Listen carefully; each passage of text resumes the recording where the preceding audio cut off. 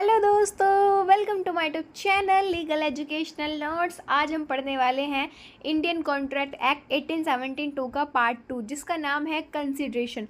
तो दोस्तों, टॉपिक को स्टार्ट करने से पहले अगर आप हमारे चैनल पर नए हैं तो हमारे चैनल को सब्सक्राइब कर दीजिए। आइए दोस्तों, पढ़ते हैं कंसिडरेशन। तो सबसे पहले हम कंसिडरेशन में पढ़ेंगे meaning of consideration, definition of consideration, essentials of consideration and types of consideration. आइए दोस्तों, स्टार्ट करते हैं। सबसे पहले हम बात करते हैं कंसिडरेशन की मीनिंग की।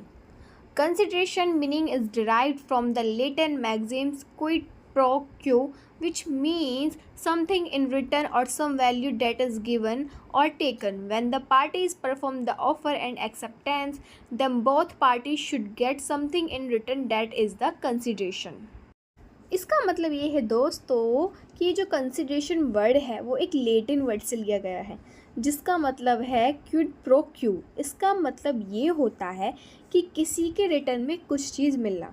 जैसे जब दो पार्टीज़ कॉन्ट्रैक्ट करती हैं या प्रॉमिस करती हैं तो उन दोनों को कुछ ना कुछ बदले में ज़रूर मिलता है, उसको हम कहते हैं कंसिडरेशन। आइए इसको एक एग्जाम्पल के थ्रू समझते हैं। मान लीजिए ए नामक व्यक्ति है जो बी नामक व्यक्ति के पास जाकर बोलता है कि उसके पास एक कार है जो उसे वो 1 लाख रुपए में बेचना चाहता है। उसकी कीमत 1 लाख रुपए है।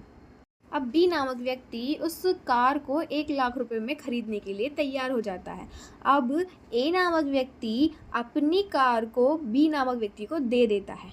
अब ध्यान से सुनिएगा, अब जो बी नामक व्यक्ति है उसके लिए वो कार जो है वो कंसिडरेशन है और ए नामक व्यक्ति के लिए वो जो 1 लाख रुपए हैं वो कंसिडरेशन है। इसका मतलब ये हुआ दोस्तों कि जो वैल्यू एक दूसरे को किसी दूसरी वस्तु के बदले में दी जाती है कंसिडरेशन कहलाती है।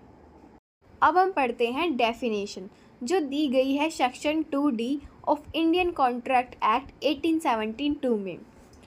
When one of the desire of the promisor, promise or any other person has done or abstained from doing or does or abstain from doing or promises to do or abstain from doing something, such act or abstains is called a consideration from the promise.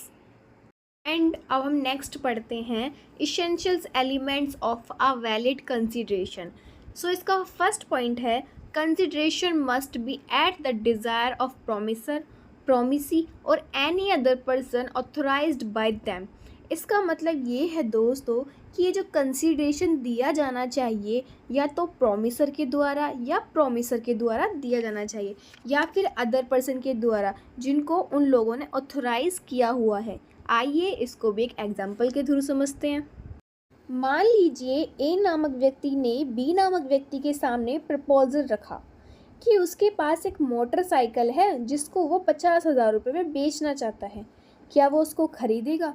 तो दोस्तों यहाँ पर जो consideration है वो B नामक व्यक्ति के द्वारा दिया जाना चाहिए। जो 50,000 रुपये हैं वो बी नामक व्यक्ति के द्वारा दिए जाने चाहिए या फिर उसके द्वारा जिसको बी नामक व्यक्ति ने ऑथोराइज़ किया हो। तो यही है वैलिड कंसिडरेशन, तो इसी को वैलिड कंसिडरेशन माना जाएगा। एंड सेकंड पॉइंट है कंसिडरेशन मस्ट बी रियल। इसका मतलब ये है दोस्तों कि ये जो कंसिडरेशन दिया जा रहा है वो रियल में होना चाहिए, वो कोई इमेजरी कंसिडरेशन नहीं होना चाहिए। आइए इसको भी एक एग्जाम्पल के थ्रू समझते हैं। मान लीजिए ए नामक व्यक्ति ने बी नामक व्यक्ति से कहा कि अगर तुम मुझे 50,000 रुपये दोगे तो मैं बदले में तुमको चांद तारे तोड़ कर ला के दूँगा। तो दोस्तों अब यहाँ पर ध्यान से सुनना कि जो 50,000 रुपये हैं वो तो रियल हैं। क्या चांद तारे रियल में तोड़ के ला सकता है वो? नहीं।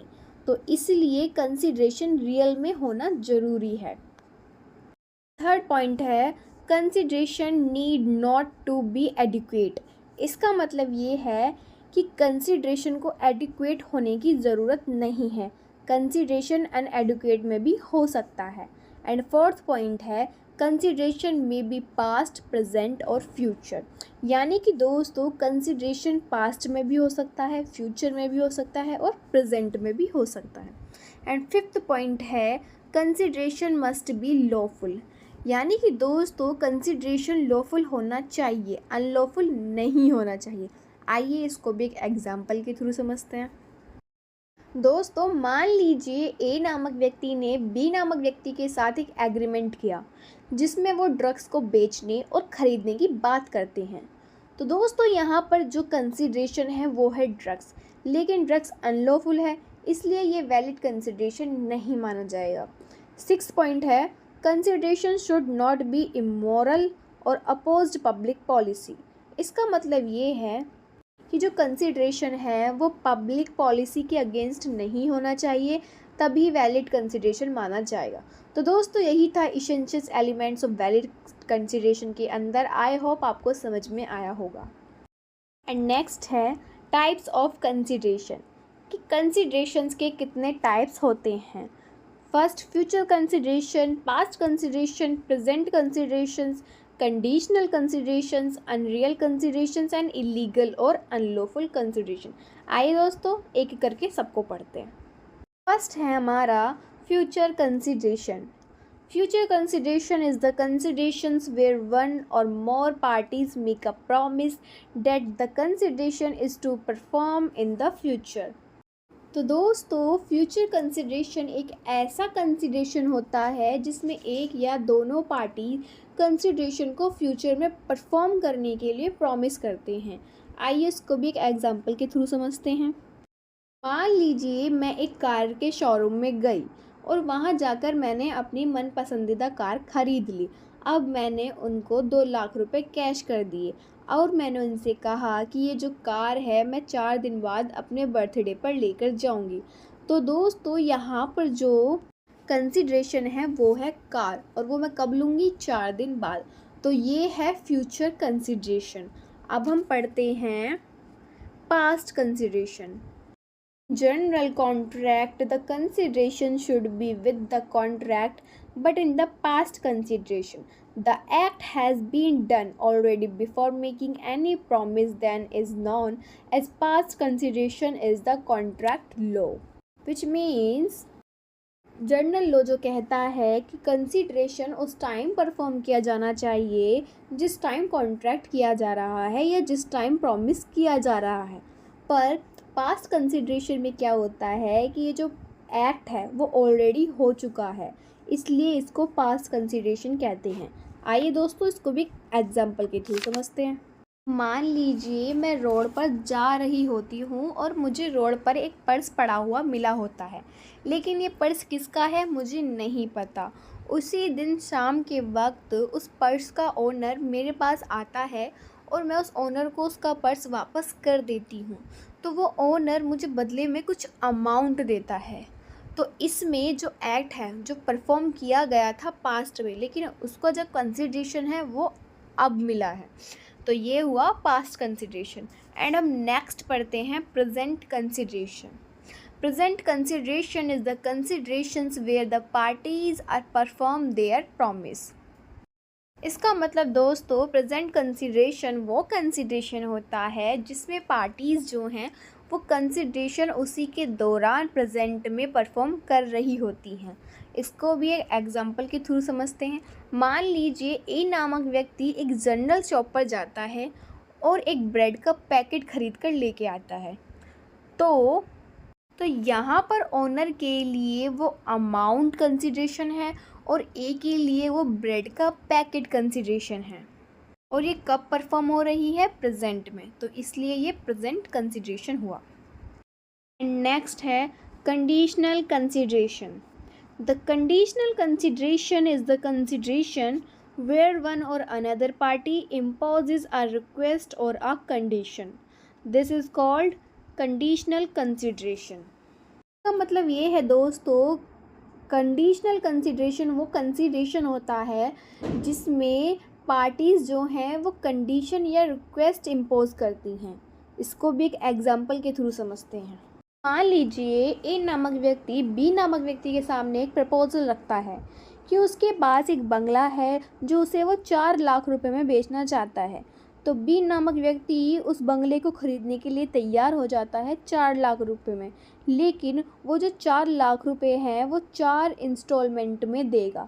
तो दोस्तों यहाँ पर जो 4 इंस्टॉलमेंट हैं जो रखी गई हैं वो है कंडीशनल कंसिडरेशन।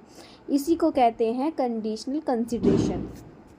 एंड नेक्स्ट है unreal consideration, when the consideration is impossible to perform or the consideration is illusionary or imaginary, then the consideration is called unreal consideration।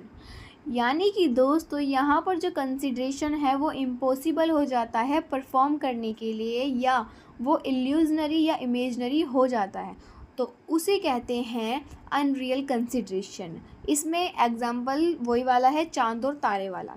And next हम पढ़ते हैं अनलॉफुल एंड इलीगल कंसिडरेशन।